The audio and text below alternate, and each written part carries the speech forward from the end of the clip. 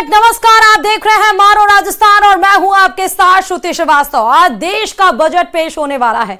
मोदी सरकार के तीसरे कार्यकाल का पहला बजट आज संसद में पेश किया जाएगा।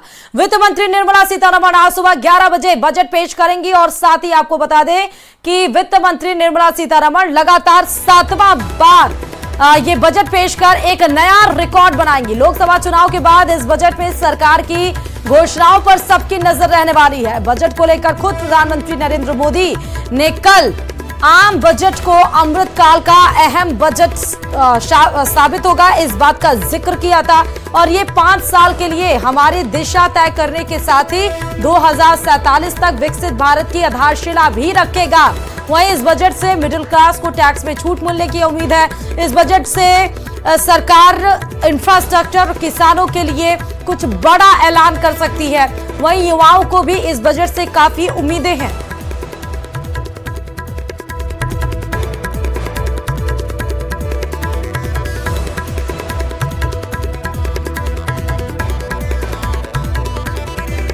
मोदी सरकार के 3.0 का बजट पेश होगा। आपको बता दें कि इसके पहले मोदी कैबिनेट की बैठक होगी जिसमें बजट को मंजूरी दी जाएगी। उसके बाद इसको परमिशन लेने के लिए सीधे राष्ट्रपति भवन की तरफ रुख करेंगे वित्त मंत्री निर्मला सीतारमण और उसके बाद 11 बजे संसद यानी कि मोदी सरकार संसद के निचले सदन यानी कि लोकसभा में आज बजट पेश किया जाएगा। 7वीं बार है जब बजट पेश करके एक इतिहास भी रचेंगी वित्त मंत्री निर्मला सीतारमण। अब क्योंकि 2047 के विजन का आधार बताया गया है इस बार के बजट को, फिर देखना होगा कि क्या कुछ है इसमें, चाहे वो आयात निर्यात की बात हो, मैन्युफैक्चरिंग यूनिट की बात हो, प्रोडक्शन की बात हो, एमएसएमई सेक्टर्स की बात हो, प्राइवेट सेक्टर्स की बात हो, प्राइमरी और मीडियम और टर्शरी सेक्टर की बात, प्राइमरी सेकेंडरी और टर्शरी सेक्टर की अगर हम बात करें जो क्योंकि 3 ही सेक्टर होते हैं और इनकी बात करें, या फिर स्टॉक एक्सचेंज की हम बात करें क्योंकि शेयर्स पर भी नजर इस बार सबकी टिकी हुई है, चाहे वो एनएससी हो या फिर बीएससी या फिर बीआरएल या फिर बुल। तो अब देखना होगा कि क्या कुछ आज के बजट में रहने वाला है, महिलाओं के लिए बजट में क्या रहने वाला है, आम लोगों के लिए आज के बजट में क्या घोषणाएं हो सकती हैं, अर्थव्यवस्था को कितने आगे बढ़ाया जाए क्योंकि तीसरी सबसे बड़ी अर्थव्यवस्था के रास्ते पर इस बार चलने की पूरी कोशिश इस बजट के जरिए प्रधानमंत्री नरेंद्र मोदी ने ऐसी बात कही है। और साथ ही ये भी देखना होगा कि कितने लार्जर इकोनॉमी बूम की तरफ हम बढ़ रहे हैं, ये भी देखना होगा। इस बजट से ये 5 साल का विजन और इसके साथ साथ 2047 भारत के विजन को भी आज का बजट दर्शाएगा क्योंकि ये परंपरागत तरीका है कि पहले बजट पेश होने से पहले संसद के निचली सदन में उस पहले कैबिनेट की मंजूरी मिलती है, फिर उस पर मुहर लगाई जाती है, फिर उसकी परमिशन सीधे राष्ट्रपति भवन में जाकर राष्ट्रपति महामहिम द्रौपदी मुर्मू के द्वारा ली जाएगी। उसके बाद यही लाल पोटली सीधे संसद के बाहर आपको नजर आएगी जब इसको शो करते हुए वित्त मंत्री निर्मला सीतारमण आपको नजर आएंगे और उसके बाद सदन के निचले हिस्से यानी कि लोकसभा में 11 बजे से बजट पढ़ना शुरू हो जाएगा। तो तमाम लोगों की निगाहें आज पूरे देश की निगाहें लगभग आज बजट पर केंद्रित है, ना सिर्फ पूरे देश की बल्कि पूरे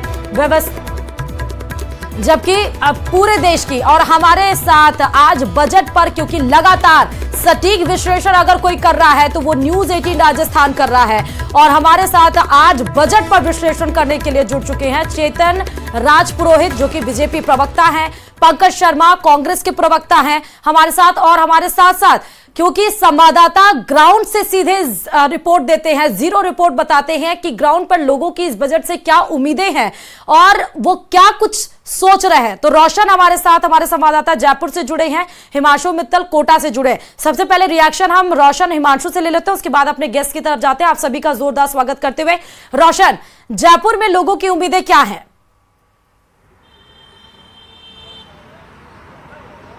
देखिए, बिल्कुल आम बजट 2024 और 25 को लेकर लोगों में बेसब्री से इंतजार है क्योंकि मोदी गवर्नमेंट की 3.0 ये जो गवर्नमेंट है, तीसरा कार्यकाल, इसके अंदर ये जो पूर्ण बजट आज आने वाला है। सबसे ज्यादा बात की जाए युवाओं की, युवाओं को काफी ज्यादा उम्मीद है इस बजट से लेकर और हम आज ग्राउंड जीरो से रियलिटी हकीकत जानने के लिए हम आम लोगों के बीच में पहुंचे हैं। ये चार दीवारी की तस्वीरें आप यहां पर देख सकते हैं कि किस तरीके से यहां पर जो लोग हैं वो नाश्ता यहां पर करते हुए नजर आ रहे हैं। हम उनसे रिएक्शन लेने की कोशिश करेंगे।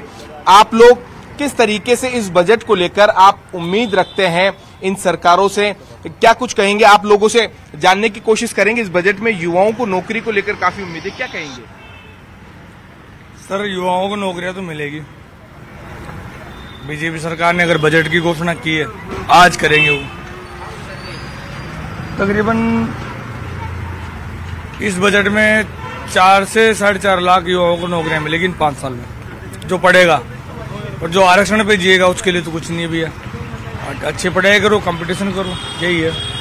देखिए, यहाँ पर जो अब वोटर्स हैं वो भी ये समझ चुके हैं कि अभी जो इन सरकारों के अंदर लोगों को मेहनत करनी पड़ेगी। आप लोगों से जान ले, चाय की चुस्की के साथ आज बजट को लेकर बड़ी उम्मीदें हैं आप लोगों को? बिल्कुल बराबर उम्मीदें हैं। आज कुछ रिलीफ मिलने वाला है बजट से हमें, और आगे भी यही होप है कि कंटिन्यू यही रहेगा हमारा। Thank you. बात की जाए, लोगों को बजट आता है, बड़ी बेसब्री से इंतजार रहता है पूरे साल भर तक। किस तरीके से जो बजट है हमारी दैनिक दिनचर्या में, चाहे महंगाई की बात की जाए, नौकरी की बात की जाए या टैक्स स्लैब की बात की जाए, किस तरीके से आप देखते हैं एक नागरिक होने के नाते? सबसे पहले तो ये उम्मीद की जाती है कि सारा ये बजट जो है ये एक जेन्युइन तरीके से ये रिलीफ वाला हो, और इसमें आम जनता को ऐसा कुछ बर्डन सा लगे नहीं कैसा है। Thank you. ठीक है, देख सकते हैं और भी लोग यहाँ पर मौजूद हैं। आप बात करिएगा, लेकिन एक तरफ कोटा की तरफ भी रुख कर लेते हैं। हिमांशु हमारे साथ जुड़े हुए हैं। हिमांशु, सच बात है, आम बजट से मतलब होता है कि रिलीफ वाला बजट। क्या लग रहा है कोटा की जनता को कि आज जो पूर्ण यूनियन बजट आने वाला है वो रिलीफ वाला बजट उनके लिए होगा? हिमांशु,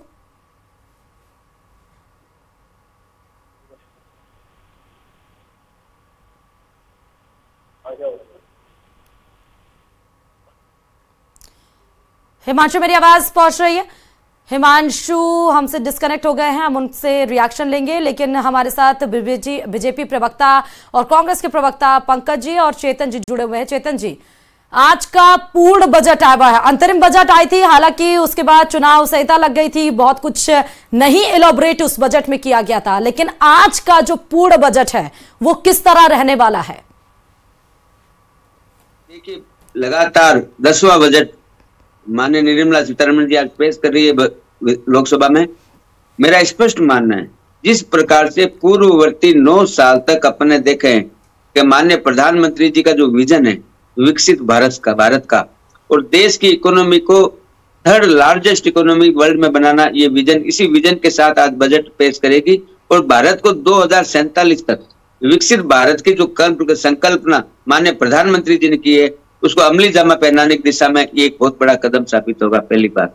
दूसरी बात, इस बजट में माननीय प्रधानमंत्री जी के जैसे देखते हमेशा कि अंतिम पंक्ति में खड़े अंतिम व्यक्ति तक इन बजट योजनाओं का लाभ मिले और केवल घोषणाएं नहीं हो, जमीन पर डिलीवर हो, इसकी चिंता माननीय प्रधानमंत्री जी करते हैं। यही हमने राजस्थान के अंदर देखा है। माननीय मुख्यमंत्री जी ने बजट पेश किया था और बजट इम्प्लीमेंटेशन के लिए उन्होंने तीसरे दिन ही सभी प्रभारी मंत्रियों के और प्रभारी सचिवों को जिलों में भेजा और ये कहा कि 8 महीने में ये बजट घोषणा इम्प्लीमेंट होनी चाहिए, तब जनता को राहत मिलती है और जनता विश्वास करती है। जनता विश्वास करती है तभी प्रधानमंत्री जी को तीसरी बार लगातार 60 साल के इतिहास में पहली बार प्रधानमंत्री के रूप में सेवा करने का इस देश ने अवसर दिया है। इस बजट में मेरा ये मानना है कि चाहे युवा हो, चाहे किसान हो, चाहे उद्योग हो, चाहे गरीब हो, चाहे महिला हो, चाहे युवा हो, चाहे इंफ्रास्ट्रक्चर हो, चाहे रेलवे हो, चाहे शिक्षा हो, चाहे स्वास्थ्य हो, किसी भी सेक्टर को अछूता छोड़ने वाला नहीं होगा, क्योंकि माननीय प्रधानमंत्री जी हर वर्ग की चिंता करते हैं और उनके सुख और दुख में भागीदार बनने का प्रयास करते हैं। सीधी तस्वीरें आप देख सकते हैं, आपको हम सीधे आप देखिए वित्त राज्य मंत्री आपको नजर आ रहे हैं और पंकज चौधरी आपको इस वक्त नजर आ रहे हैं। देखिए, उनसे रिएक्शन लेने के लिए मीडिया की तमाम माइक वहां पर लगे हुए हैं। फिलहाल उनसे पूछना, ये रिएक्शन भी देना जरूरी है पूर्ण बजट आने से पहले। तो पंकज चौधरी को आप देख रहे हैं और जब वो रिएक्शन देंगे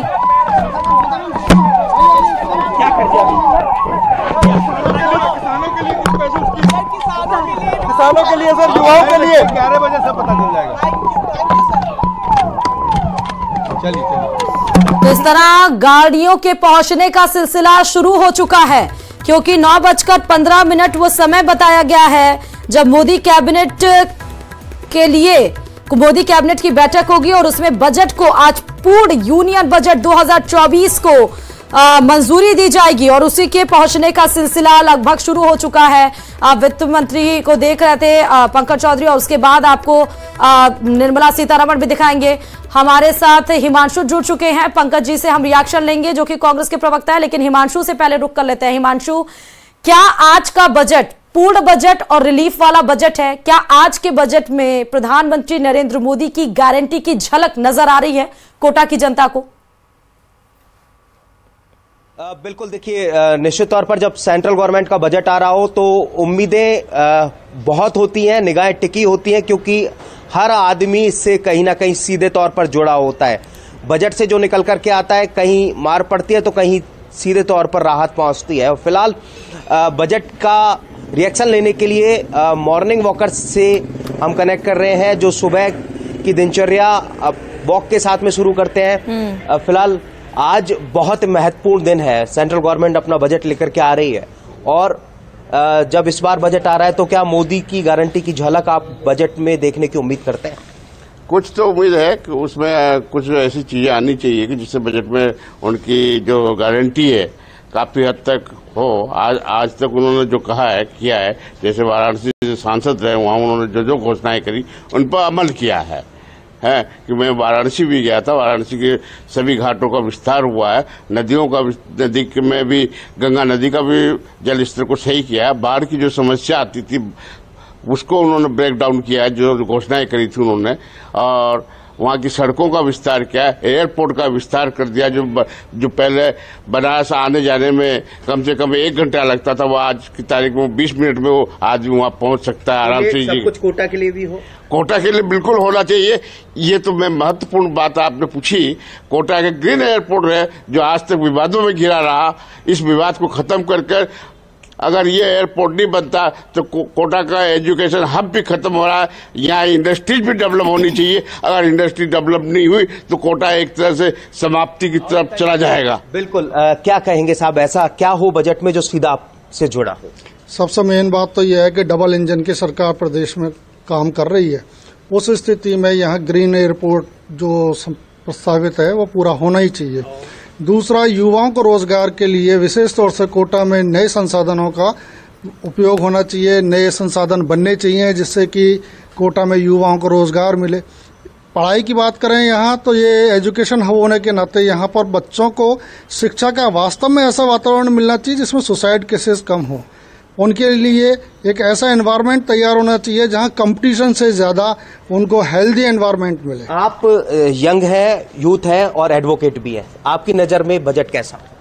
हमारी नजर में बजट युवाओं को समर्पित होना चाहिए, रोजगार के प्रति नए संसाधनों के लिए एक अलग से कुछ बजट में वो करना चाहिए। दूसरी बात, कोटा शिक्षा नगरी के साथ कभी औद्योगिक नगरी भी हुआ करना था, अब इसको वापस औद्योगिक नगरी बनाया जाए ताकि इकोनॉमिकली स्टेप मिल सके। आप बताएं। देखिए, पेशे से मैं एक चार्टर्ड अकाउंटेंट हूं और जहां तक मैं बजट को समझता हूं, बजट ईद पे मिलने वाली उस ईदी के समान है या दिवाली पे मिलने वाले उस उपहार के समान है जिससे पाकर हर चेहरे पे खुशी आती है। तो ये जो मोदी 3.2 की सरकार है, इससे भी हम यही चाहेंगे कि कुछ इस तरीके का बजट लाए, न केवल गरीब कल्याण, उसके अलावा मध्यम वर्गीय जो परिवार है उनके लिए भी इस तरह का बजट लाया जाए ताकि उनके लिए फायदेमंद हो। जो करदाता है इस देश के, जो कि एक बैकबोन है देश की, उनके फायदे के लिए कुछ ऐसे प्रावधान। आपकी नजर में कैसे बजट की उम्मीद लगाए बैठे? मेरे हिसाब से जो इन्फ्लेशन रेट्स है वो कुछ साल में कुछ इस प्रकार हो गई है कि मध्यम वर्ग और जो निचला तबका है वो बहुत ज्यादा इम्पैक्ट होना लगा है। पहले ऐसा मतलब जो पिछले 10 साल में जो एक एवरेज रहनी चाहिए इन्फ्लेशन रेट 2% के आसपास, 2 से 3% अच्छी मानी जाती है, लेकिन ये कुछ 4 से 5% पहुंच चुकी है। और ये मध्यम वर्ग और निचले वर्ग के लिए सबसे ज्यादा नुकसानदायक होती है। तो मेरे हिसाब से जो गवर्नमेंट है इस बार उन्हें फोकस करना चाहिए कि कैसे भी करके टैक्स रेट को इस प्रकार करा जाए कि वो जो मध्यम वर्ग और निचला वर्ग है उसको वो थोड़ा रिलीफ में रख सकें। इसी के साथ जो अभी राजस्थान का बजट आया था उसमें तो ऐसा कोई राहत दिया नहीं गया राजस्थान की जनता को। तो ये डबल इंजन की सरकार कहते हैं, तो जो मुख्य इंजन है उससे तो राहत की आशा करी जाएगी राजस्थान के वासियों को, वरना पिछली जो देखिए बहुत महत्वपूर्ण प्रतिक्रियाएं कोटा से निकल करके आई। और एक अंतिम प्रतिक्रिया और ले लेता हूं मैं। आप बताइए कि कोटा एजुकेशन हब कहा जाता है, लेकिन धीरे धीरे ये इकोनॉमी भी क्रैश करती हुई नजर आ रही है। हाँ, बिल्कुल क्रैश करती हुई नजर आ रही है। अगर इस पर ध्यान नहीं दिया गया भविष्य में तो ये कोटा बिल्कुल आधार पर नीचे चला जाएगा, क्योंकि पहले इंडस्ट्री हब था, उसके बाद एजुकेशन हब में आया। एजुकेशन हब भी अगर खत्म हो जाएगा तो कोटा वासियों के लिए तो बड़ा चिंताजनक हालात। ठीक है हिमांशु, क्योंकि बहुत सारे पॉइंट्स निकल कर आए, चाहे एजुकेशन हब की बात हो, इंडस्ट्रीज की बात हो, ओवरऑल एक वर्ड में करें तो इंफ्रास्ट्रक्चर पर फोकस होना बेहद जरूरी है। पंकज जी, आज का बजट कैसा देख रहे हैं आप? कैसा होना चाहिए विपक्ष के तौर पर? आज आप बजट में कैसे उम्मीदें जता रहे हैं?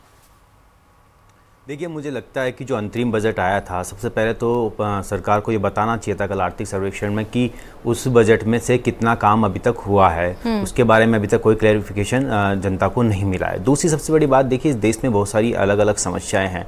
जो गरीब आदमी है उसके लिए भूख एक बहुत बड़ा मुद्दा है, तो उस भूख पर कितना काम हुआ है, क्योंकि हंगर इंडेक्स में हमारी क्या पोजीशन है मुझे बताने की जरूरत नहीं, पूरे देश को पता है कि हम पाकिस्तान, बांग्लादेश, श्रीलंका जैसे देशों से भी पीछे। 80 करोड़ से ज़्यादा लोग हमारे रोज अनाज पर निर्भर हैं और 3 टाइम का खाना आधे से ज़्यादा लोग अफोर्ड भी नहीं कर सकते। तो वो उस पर एक विस्तृत कार्यप्रणाली बनाने की सबसे बड़ी ज़रूरत है। दूसरी सबसे बड़ी बात है रोजगार की। अगर हम बात करें तो अग्निवीर जैसी योजनाओं पर इस सरकार का अब क्या स्टैंड रहता है जब ये कोalition की गवर्नमेंट है, तो वो एक देश को क्लियर करना चाहिए। मुझे लगता है कि इसको स्क्रैप करना चाहिए, जिसकी लगातार विपक्ष भी मांग करता रहा है। नौकरियों की बात की जाए तो नौकरियों का एक कैलेंडर प्रॉपर तरीके से जारी करे और ये देश को बताए कि कितनी नौकरियां अब वो देश के युवाओं को दे सकते हैं, क्योंकि पिछले 10 साल में तो इन्होंने जितनी नौकरियां दी हैं वो लगभग 7 से 8 लाख नौकरियां हैं और ये लगातार झूठे वादे करते आ रहे हैं। लेकिन मुझे लगता है कि अब इनको खुलकर देश के युवाओं को सबसे बड़ी जरूरत नौकरियां हैं, उनको नौकरियां देना चाहिए।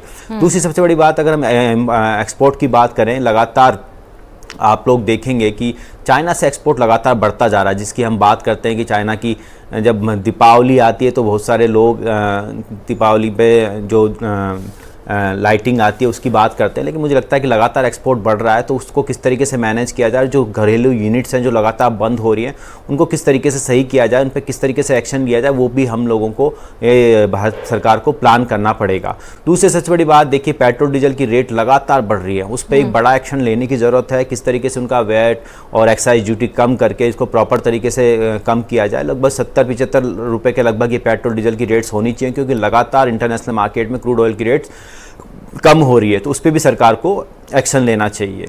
दूसरी सबसे बड़ी बात, आप देखेंगे कि लगातार आतंकवाद इस देश में बढ़ता जा रहा है। जम्मू में कभी भी आतंकवादी हमले नहीं होते थे, लेकिन पिछले 2 महीने के आप अगर देखेंगे तो 2 महीने में सबसे ज़्यादा हमले जम्मू में हुए हैं, सिविलियंस पे हुए हैं, जो कभी भी नहीं हुए, किसी भी सरकार में नहीं हुए। और आपने जब नोटबंदी की थी तो लगातार बड़े बड़े वायदे किए थे कि नोटबंदी करने से आतंकवाद की कमर टूट जाएगी। भैया कमर तो नहीं टूटी, लेकिन वो अब जम्मू तक भी आ गए। तो किस तरीके से उन पर क्या एक्शन प्लान होगा, क्या एक्शन टास्क फोर्स बनाएंगे, वो अब देश को आपको इस बजट के माध्यम से बताना चाहिए। तो दूसरी सबसे बड़ी बात, अभी नीट का पेपर का मैटर लगातार हाई कोर्ट में चल रहा है, सुप्रीम कोर्ट में चल रहा है, सॉरी, और उस पर लगातार छात्र प्रदर्शन भी कर रहे हैं, विपक्ष भी लगातार मांग उठाता रहता है। कल भी प्रतिपक्ष के जो हमारे नेता हैं राहुल गांधी, उन्होंने भी अपनी आवाज़ उठाई है और सीधे तौर पे कल शिक्षा मंत्री ने ये कहा है कि पिछले कुछ सालों में कोई भी पेपर लीक नहीं हुआ है, जबकि सबको पता है पिछले 7 सालों में 70 से ज़्यादा पेपर लीक हुए हैं। तो इस तरीके की हट धर्मिता केंद्र सरकार की है, वो किसी तरीके का कोई प्लान नहीं बनाना चाहती, किसी तरीके का कोई एक्शन लेना नहीं चाहती और पूरे देश को मुझे लगता है कि अंधेरे में रखना चाहती। इन लोगों को पेपर लीक पर भी एक चेतन जी, एक काउंटर रिएक्शन आपका इस पे, क्योंकि तमाम वो सवाल उठाए गए। सबसे पहली बात तो सवाल यही है कि बजट सिर्फ बजट कहने के लिए ना हो, धरातल पर उसको उतारा जाए। और अंतरिम बजट को लेकर भी इन्होंने सवाल उठाया कि अभी तक उसमें कितना काम हुआ उसका ब्यौरा भी तो देना चाहिए। बाकी अग्निवीर से लेकर जम्मू में हुए हमलों पर क्या जवाब देंगे आप? एक बात का जवाब दूंगा हमारे कांग्रेस के मित्र को। सबसे पहले तो इन्होंने कहा था कि युवा बेरोजगार किसान और जम्मू सुरक्षा और पेट्रोल डीजल। मैं बताना चाहता हूं आपको, आर्थिक सर्वेक्षण में माननीय निर्मला जी ने जो बताया है, जीडीपी वृद्धि दर जो है वो हमारी 8.3% है और 20% से लगातार हमारी 20% की मार्जिन से बढ़ भी रही है। ये हमारे उन्होंने अपने बताया है। टैक्स कलेक्शन 55% डायरेक्ट और 45% इनडायरेक्ट टैक्स कलेक्शन में वृद्धि हुई है, ये भी मैं बताना चाहता हूं। और एग्री लोन, चाहे किसान हो, चाहे युवा हो, चाहे बेरोजगार हो, चाहे गरीब कल्याण के लिए काम हो, सतत रूप से ये सरकार चिंता करते हुए काम कर रही है। और आपने देखा होगा कि बार बार अभी पेट्रोल डीजल की बात की, पेट्रोल पे हमने राजस्थान सरकार ने भी कम किए वेट और केंद्र सरकार ने भी किए। सिलेंडर पर 200 रुपए की कमी केंद्र सरकार ने की, हमारे मित्र को शायद पता नहीं है। अगर ये आर्थिक सर्वेक्षण पढ़ करके आते तो मेरे को लगता है आज ये प्रश्न करने की जगह स्वागत। ठीक है चेतन जी, मैं आपके पास आऊंगी। हमारे साथ हमारे संवाददाता जी अगर ये पढ़ के आते तो आज स्वागत करते और अभिनंदन करते माननीय प्रधानमंत्री जी का, देश के गरीबों को और युवाओं को और किसानों को, महिलाओं को राहत देने के लिए जिस प्रकार से पिछले 10 साल से काम कर रहे हैं। और आज जब बजट आप देखेंगे, मध्यम वर्ग के लिए विशेष चिंता की है माननीय प्रधानमंत्री जी ने। आज जब बजट आप देखेंगे तो मेरे को ऐसा लगता है कि आपको साफ झलक दिखाई देगी, वो दिखाई पड़ेगा 11 बजे जब बजट खुलेगा। पवन गौर हमारे संवाददाता दिल्ली से सीधे जुड़ चुके हैं। दिल्ली में इस समय किस बात की हलचल है पवन, और क्या कुछ वहां से अपडेट निकल कर आ रहा है, और आज का बजट कैसा होने वाला? क्या वाकई 2047 विकसित भारत का विजन आज के बजट में होगा? देखिए, कल प्रधानमंत्री ने जब बजट सत्र की शुरुआत हुई थी तो प्रधानमंत्री ने कहा था कि ये अमृतकाल का पहला बजट है और सबको एक साथ मिलकर देश के विकास के लिए काम करना होगा। तो प्रधानमंत्री के बात से ही ये समझ में आता है कि ये देश जिस तरह से आगे बढ़ रहा है, जिस दिशा में आगे बढ़ रहा है, उसको और आगे उसी दिशा में बढ़ाने के लिए बजट है। मैं इस समय वित्त राज्य मंत्री जो पंकज चौधरी हैं उनके आवास पर मौजूद हूं। अब से थोड़ी देर पहले वो अपने आवास से वित्त मंत्रालय के लिए रवाना हुए और यहां जब रवाना होने से पहले तमाम जब पत्रकारों के साथ उन्होंने बातचीत की तो उन्होंने कहा कि प्रधानमंत्री का जो मंत्र है सबका साथ सबका विकास, उसका बजट होने वाला है। उसके साथ साथ ये बजट जो है वो राष्ट्र हित का बजट होने वाला है, कि यानी कि हर वर्ग का ध्यान इसमें, चाहे महिला हो, युवा हो, मध्यम वर्ग हो या किसान हो, उन सब का ध्यान जो है वो इस बजट के अंदर रखा जाएगा। अब से थोड़ी देर के अंदर वित्त मंत्री निर्मला सीतारमण भी जब वित्त मंत्रालय पहुंचेंगी वहां तमाम अधिकारियों के साथ अपनी बातचीत करेंगे, मुलाकात करेंगी। मुलाकात करने के बाद में वित्त मंत्री फिर राष्ट्रपति भवन के लिए रवाना होंगी, जहां राष्ट्रपति से मुलाकात करके उनसे बजट पे अनुमति प्राप्त करेंगी बजट पेश करने के लिए। और उसके बाद में 10:30 बजे संसद भवन में प्रधानमंत्री की अध्यक्षता में कैबिनेट की बैठक होगी और कैबिनेट की बैठक में बजट को स्वीकृति मिलेगी। और उसके बाद में 11 बजे वित्त मंत्री निर्मला सीतारमण जो है वो बजट को संसद भवन में पेश करेंगी। तो आज का भी सुबह का ये कार्यक्रम रहने वाला है। एक सवाल और जुड़ता है जब भी बजट होता है कि बजट में अमीरों को अमीर, गरीब को गरीब, ऐसा बजट रहता हुआ आया है। ये सवाल हमेशा उठता है। आज के बजट में कम से कम ये सवाल ना उठे, इस बात का भरोसा जरूर दिलाना चाहिए। पवन, छोटा सा रिएक्शन। देखिए, जाहिर तौर पर हर सरकार के तमाम जो मंत्री हैं, नेता हैं, सबसे विपक्ष के तमाम जो नेता हैं वो सवाल पूछते हैं कि लगातार राहुल गांधी आरोप लगाते हैं कि अमीर और अमीर हो रहा है और गरीब जो है वो कहीं ना कहीं और गरीब होता जा रहा है। ऐसा जो बीच का डिफरेंस है बहुत ज्यादा बढ़ता जा रहा है। तो सरकार से भी यही उम्मीद है और सरकार के तमाम मंत्रियों नेताओं से जब हमारी बातचीत होती है तो उनका कहना यही होता है कि लगातार सरकार जो है वो मध्यम वर्ग और गरीब के उत्थान के लिए काम कर रही है। तमाम तरह की योजनाएं जो है वो उनके उत्थान के लिए चलाई जा रही है, चाहे वो उज्ज्वला योजना। ओके, आप सभी लोग हमारे साथ बने रहिए क्योंकि लगातार न्यूज 18 है सटीक विश्लेषण जो कर रहा है आज यूनियन बजट 2024 पे। लेकिन रुकते हैं छोटे से ब्रेक के लिए, कहीं मत जाइए, बने रहिए न्यूज 18 राजस्थान के।